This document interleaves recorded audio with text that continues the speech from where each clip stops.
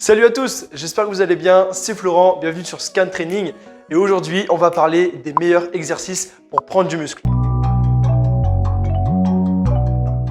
Mais avant ça, n'oublie pas de t'abonner à la chaîne tout en activant la cloche de notification pour ne pas rater les futures vidéos. Alors plus précisément, dans cette vidéo, ce que je te propose, c'est de voir ensemble les 5 meilleurs exercices qui selon moi sont les plus efficaces pour réussir à prendre du muscle sur tout le corps. Et comme tu le verras, j'ai sélectionné des mouvements sans machine qui se font à l'aide de poids, de barres, avec son propre poids de corps pour que tout le monde puisse les réaliser. On commence sans plus tarder avec le premier exercice qui fera travailler le haut du corps et plus précisément les pectoraux, les épaules, les triceps et même le dos s'il est bien effectué.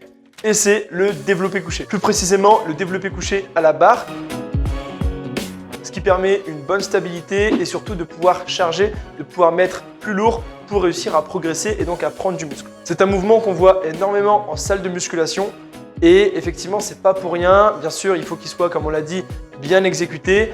Mais dès que c'est le cas, franchement, c'est un super exercice pour développer toute la chaîne antérieure de votre haut du corps. De plus, il est facilement adaptable et personnalisable en fonction de votre morphologie, mais aussi de vos points forts. Par exemple, vous pouvez écarter un petit peu la prise de main si vous sentez beaucoup les triceps, ou au contraire, si ça vous tire beaucoup au niveau des épaules, vous pouvez resserrer un petit peu la prise. Encore, on peut aussi réduire l'amplitude pour descendre un petit peu moins et moins surétirer les épaules si jamais ça vous gêne. Il est donc à mettre dans votre programme si vous souhaitez prendre du haut du corps et si vous souhaitez prendre du muscle. On passe maintenant au deuxième exercice qui est un petit peu moins connu mais quand même beaucoup pratiqué en salle de musculation.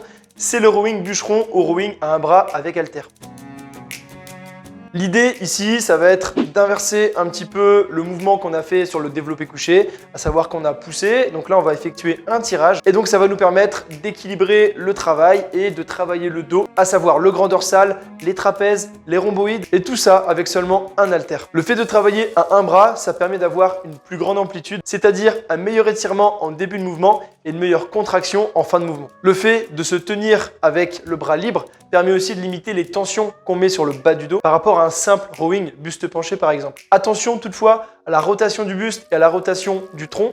L'idée c'est vraiment de rester bien gainé et ça fera un super exercice également pour redresser votre posture. Pour le troisième mouvement, on reste sur le haut du corps et là c'est un exercice qui va compléter à merveille le rowing à un bras. Il est hyper connu, hyper pratiqué en salle de musculation et ce sont les tractions prises larges en pronation. Donc là, c'est vraiment idéal pour prendre de la largeur de dos, c'est-à-dire qu'on va venir travailler vraiment sur le grand dorsal, mais aussi les biceps en fonction de l'amplitude. C'est-à-dire qu'on peut soit choisir d'effectuer le mouvement avec une amplitude réduite, ce qu'on appelle une amplitude partielle, sans monter au maximum. Donc là, on est plus vraiment sur le grand dorsal, ou alors choisir d'avoir une amplitude plus complète en passant par exemple le menton au-dessus de la barre. Et là, on a, on va dire, un mix entre le grand dorsal et les biceps. Évidemment, c'est un exercice qui nécessite quand même un certain niveau de force pour être pratiqué.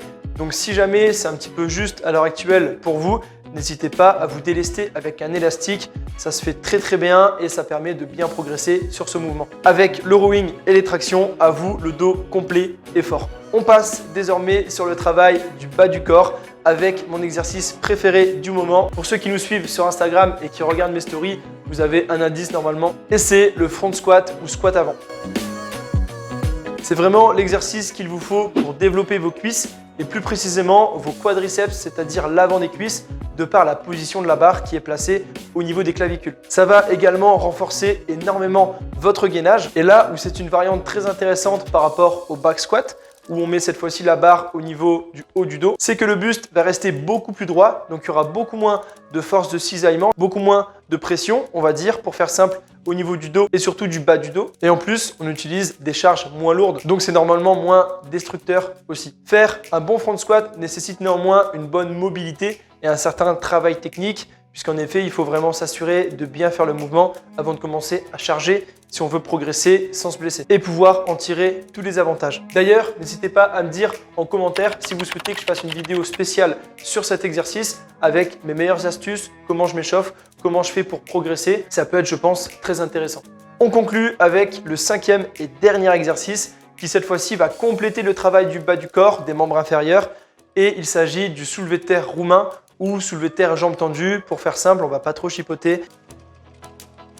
Mais là, l'objectif, c'est de travailler sur une extension de hanche on va plus mettre l'accent sur les ischio-jambiers, les fessiers, tout en renforçant énormément les lombaires. Bien sûr, il y aura également un gros travail au niveau du dos, mais le plus intéressant sur cet exercice, c'est vraiment la tension d'étirement qui va être réalisée sur les ischio-jambiers. Ça va vraiment permettre de les développer. Toutefois, c'est un exercice qui est, on va dire, un petit peu dangereux dans le sens où il va quand même pas mal tasser le bas du dos et ça peut être intéressant de porter une ceinture de force pour justement limiter un petit peu cette pression, cet écrasement des vertèbres, voire pourquoi pas privilégier les séries un petit peu plus longues afin de limiter la charge qu'on y met. Mais en tout cas, c'est à tester dans votre programme d'entraînement.